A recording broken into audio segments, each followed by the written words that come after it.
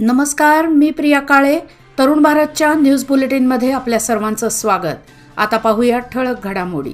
2 car अमोरासमोर धडकल्याने झालेल्या अपघातात 2 जण जागीच ठार झाल्याची घटना बैलहोंगल तालुक्यातील इंचल गावानजीक घडली आहे. मंगल महांतेश भरम नायकर वय वर्ष 50, राहणार लद्दीगड्डी, तालुका बैलहोंगल. कार चालक श्रीशैल सिद्धनगौडा नागनगौडर वय वर्ष 87, राहणार संपगाव अशी मृतांची ओळख पटली आहे.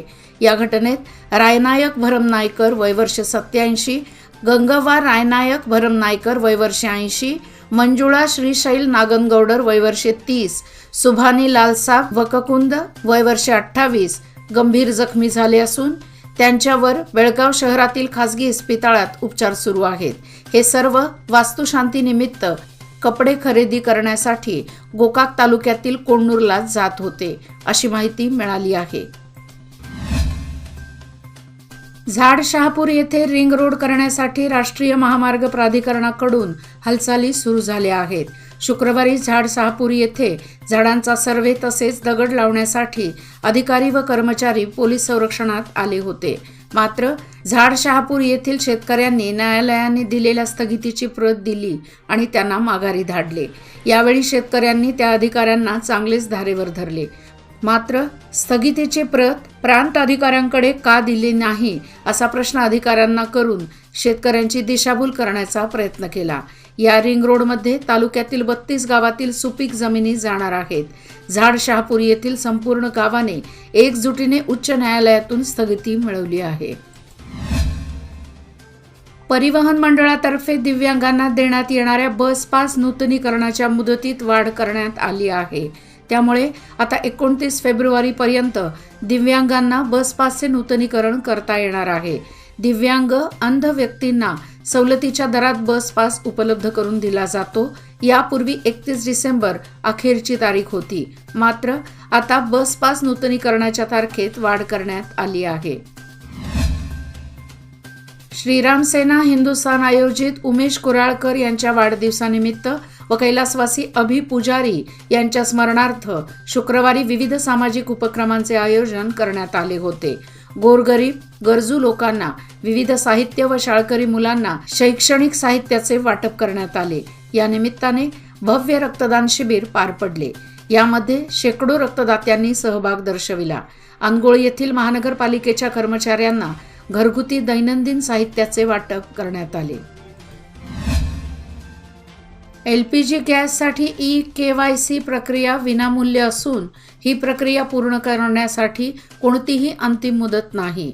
LPG गॅससाठी E-KYC प्रक्रिया विनामूल्य असून ही प्रक्रिया पूर्ण करण्यासाठी कोणतीही अंतिम मुदत नाही, असे बेळगावचे जिल्हाधिकारी नितेश पाटील यांनी स्पष्ट केले आहे.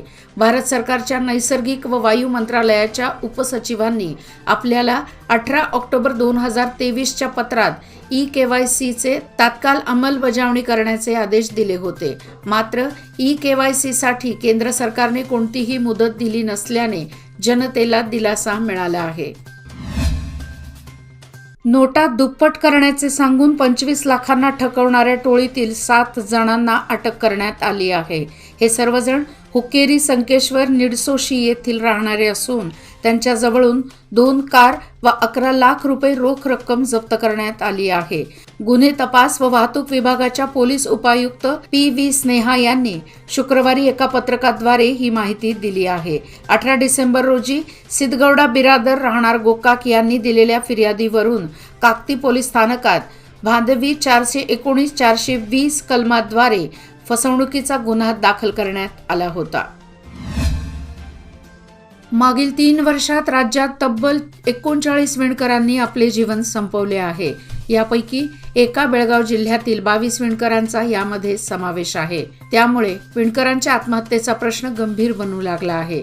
यापैकी हातावर मोजण्या इतक्या विणकरांना शासनाकडून अनुदान मिळाले असले तरी उर्वरित विणकर कुटुंबीय अद्याप वंचित आहेत. बेळगाव जिल्ह्यात 25 ते 30 हजार यंत्रमाग आहेत. मात्र कोरोनाच्या महामारीत विणकर व्यवसाय पूर्णपणे बंद झाला होता. या काळातच आत्महत्येच्या प्रमाणात वाढ झाली होती.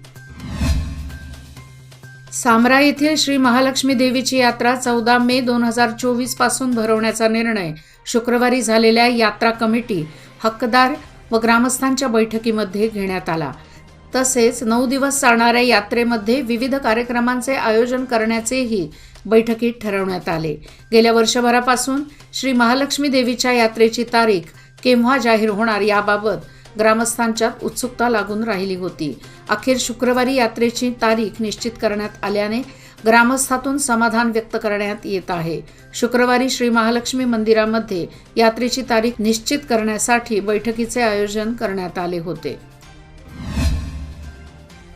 नैऋत्य रेल्वेच्या अखत्यारीत बेळगाव रेल्वे स्थानकात पहिल्या 24 तास बोगी हॉटेलची निर्मिती संपूर्ण झाली असून शनिवार दिनांक 30 पासून बेळगावकरांच्या सेवेत दाखल होणार आहे. मॅग्नम फूड्स कंपनीच्या वतीने हे हॉटेल चालवण्यात येत असून सार्वजनिक बांधकाम व बेळगाव जिल्हा पालकमंत्री सतीश जारकीहोळी, महिला व बालकल्याण मंत्री लक्ष्मी हेब्बाळकर, आमदार आसिफ सेठ, राज्यसभा सदस्य इराणा कडाडी आदी मान्यवर या कार्यक्रमात सहभागी होणार आहेत.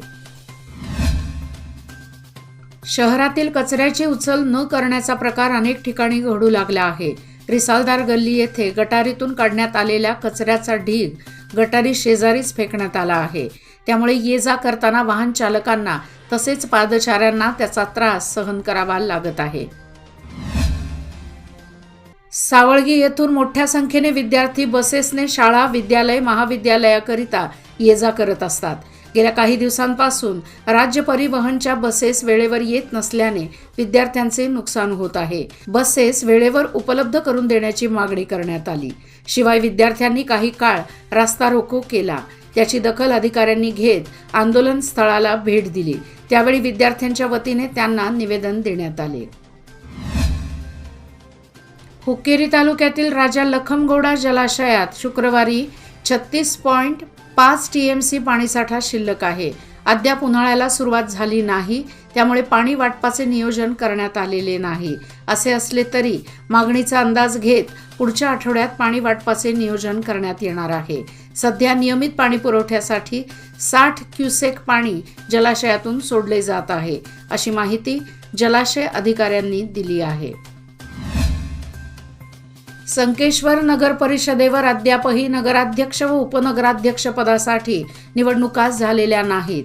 गत 6 महिन्यांपासून निवडणुकीच्या प्रतीक्षेत असलेल्या नगरसेवकांनी आणखीन किती काळ प्रतीक्षा करावी असा सवाल उपस्थित केला जात असून नाराजी व्यक्त होत आहे. परिणामी प्रशासकीय अधिकाऱ्यांचा कालावधी वाढत असल्याने स्थानिक विकास गारठल्याची चर्चा शहरात चांगलीच रंगली आहे. भरधाव ट्रकच्या धडकेत मजूर ठार झाल्याची घटना येथील हिरण्यकेशी कारखाना आवारात घडली. बाळेश भीमाप्पा डिग्गेवाडी, वय वर्षे 31, राहणार बेळकुड, तालुका चिक्कोडी असे मृताचे नाव आहे. अपघाताविषयी अधिक माहिती अशी: बाळेश हा कारखान्याच्या आवारात ऊस गोळा करण्याचे काम करत होता. त्यावेळी भरधाव वेगाने आलेल्या ट्रकने बाळेशला जोराची धडक दिली. त्यात तो गंभीर जखमी झाला होता. तात्काळ संकेश्वर सामुदायिक आरोग्य केंद्रात दाखल करण्यात आले होते. तिथे त्याची प्रकृती गंभीर झाल्याने पुढील उपचारासाठी त्याला दुसऱ्या रुग्णालयात नेत असताना त्याचा वाटेतच मृत्यू झाला. किणये तालुक्यातील अनेक गावात खेळण्यासाठी मैदाने नाहीत. यामुळे बऱ्याचशा विद्यार्थी व गावातील खेळाडूंना अनेक प्रकारचे खेळ खेळण्याची अडचण निर्माण होऊ लागली आहे. काही खेळाडूंना खेळण्याची इच्छा असूनही पटांगणाअभावी त्यांचे खेळ अधुरे राहू लागले आहेत.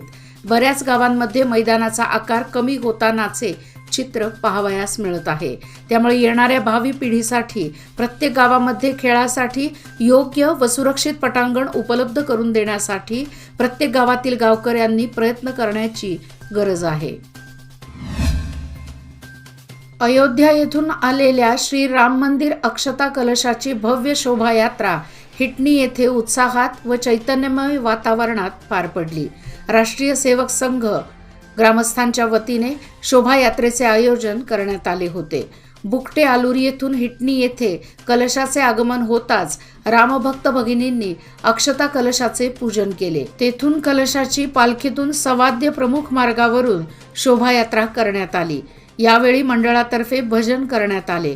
ठिकठिकाणी रांगोळ्या घालून फुलांचा वर्षाव करत स्वागत करण्यात आले. कलश मारुती मंदिरात आल्यानंतर सामूहिक महाआरती करण्यात आली. याचबरोबर आजचे बातमीपत्र इथेच संपले. अधिक माहिती आणि ताज्या घडामोडी करता पाहत रहा तरुण भारत न्यूज चॅनल. तसेच आमच्या चॅनलला लाईक, शेअर आणि सबस्क्राईब करायला विसरू नका. आणि विश्वासार्ह बातम्यासाठी दररोज वाचा दैनिक तरुण भारत. धन्यवाद.